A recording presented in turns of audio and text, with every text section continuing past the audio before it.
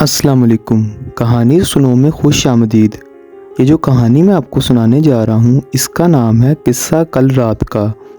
New Karachi Shafiq मोड़ के पास 2001 में हमने एक किराया की जगह पर न्यू फैक्ट्री का एस्टेट लिया था। ये एक बड़ा प्लाट था जिसमें 3 पोर्शन पर मुख्तलिफ फैक्ट्रीज थी। गेट से दाखिल होते ही चौकीदार का रूम, फिर 2 तरफ 2 फैक्ट्रीज और सामने हमारी फैक्ट्री थी। हमारे पोर्शन में दाखिल होते ही सामने ऑफिस, एक तरफ गोदाम में कच्चा माल और दूसरी तरफ मशीन्स लगी हुई थीं। इर्द गिर्द में 3 तरफ खाली प्लाट थे और गेट के सामने चाय का होटल और पान की दुकान थी। हमारा नया नया काम था तो अक्सर वहीं सैम्पलिंग वगैरह बनवाते थे और अक्सर देर रात तक वहीं बैठे रहते। खाना चाय सिगरेट के भी दौर चलते थे। एक रात करीब 10 सवा 10 पर लड़के को खाना और चाय सिगरेट लेने भेजा हुआ था कि अचानक बारिश हो गई। थोड़ी देर बाद खाना आ गया तो सब साथ मिलकर खाने लगे।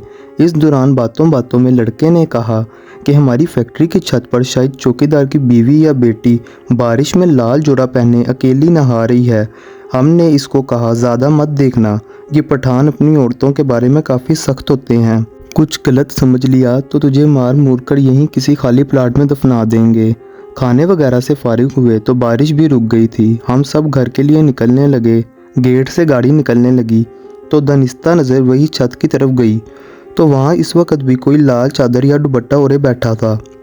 2-3 दिन गुजर गए, बात आई गई हो गई। फिर अचानक एक बार फिर दिन के वक्त बारिश शुरू हो गई। इस बार बारिश कुछ ज़्यादा तेज़ थी। हमारे पोर्शन में गोदाम वाली तरफ छत से पानी आने लगा तो हमने जल्दी जल्दी लोडर से माल साइड में करवाया और लड़के को चौकीदार के पास भेजा कि ऊपर छत से पानी आ रहा है तो हमको ऊपर जाकर प्लास्टिक बचाना है ताकि पानी अंदर ना आए।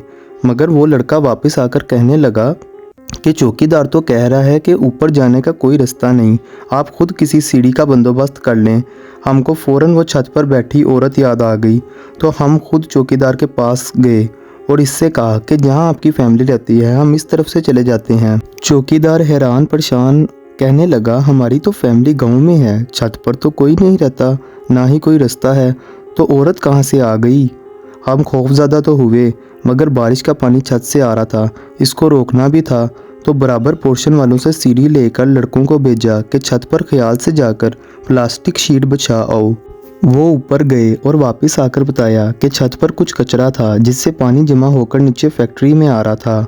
वो दिन तो खैरियत से गुजर गया मगर जिस औरत को लाल लिबास में देखा था इसने दूसरे दिन सुबह ही अपना असर दिखाना शुरू कर दिया था कि लोडर सुबह बाथरूम गया तो इसने बाथरूम में चीखना शुरू कर दिया। हम सब वहाँ गए तो दरवाज़ा अंदर से बंद करके वो ज़ोर ज़ोर से चीख रहा था कि वो औरत बाथरूम के बाहर खड़ी उससे घूर रही है। हमने इससे बताया कि कोई नहीं है, तुम बाहर आ जाओ। इसने बाहर आकर बताया कि दरवाज़ा बंद होने के बावजूद इसे महसूस हुआ, बल्कि इसे नज़र आया कि वो औरत इसे देख रही है। इसका पूरा जिस्म सुन्न हो गया था, वो हिल भी नहीं पा रहा था। फिर शाम को फिर किसी को महसूस हुआ कि इसे सर्द हवा छूकर गुजरी हो। मैं मशीन के पास खड़ा था, मुझे साफ नज़र आया कि वो औरत मेरे पीछे खड़ी है और मुझे झुरझुरी सी आ गई। जैसे तैसे वो दिन गुजरा तो अगले दिन मामला ज़्यादा ख़तरनाक हो गया।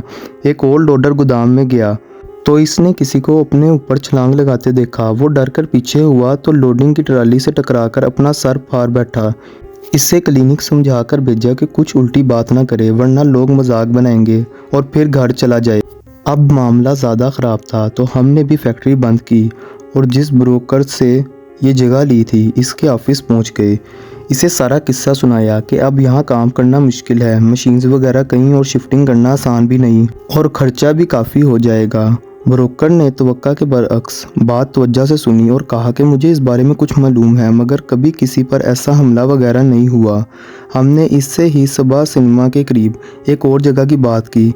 फिर इसने इस लड़की के भूत या रूह की कहानी जो इसने 4-5 साल कबल सुनी थी वो बताई कि हमारी फैक्ट्री के प्लाट के पीछे खाली प्लाट में कुछ लोग शाम के वक्त ट्रकों से स्मगल शुदा सामान और शराब वगैरह कारों में भरकर मुंतकिल करते थे कि एक रोज़ इसे प्लाट के सामने कच्ची आबादी से एक लड़का जिसके 2 रोज़ बाद शादी थी वो अपने दोस्त के साथ हजाम के पास बाल बनवाने निकला तो इन गाड़ियों में से किसी एक कार ने इससे टक्कर मार दी। लड़का और इसका दोस्त इनसे उलझ पड़े तो खाली प्लाट में जहां ट्रक खड़े थे इन लोगों ने इनको पकड़कर खाली प्लाट में ले जाकर तशद्दुद किया जिससे दोनों हलाक हो गए वो इनको वहीं छोड़कर भाग गए। लड़कों के घर वाले 2 दिनों तक इन्हें ढूंढते रहे और फिर इनकी लाशें वहां से मिलीं। ये खबर सुनकर दुल्हन का भी हार्ट फेल हो गया।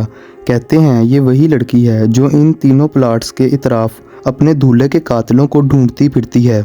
हमने वो जगह छोड़ दी और फिर कभी मुड़कर इस रोड की तरफ भी नहीं गए।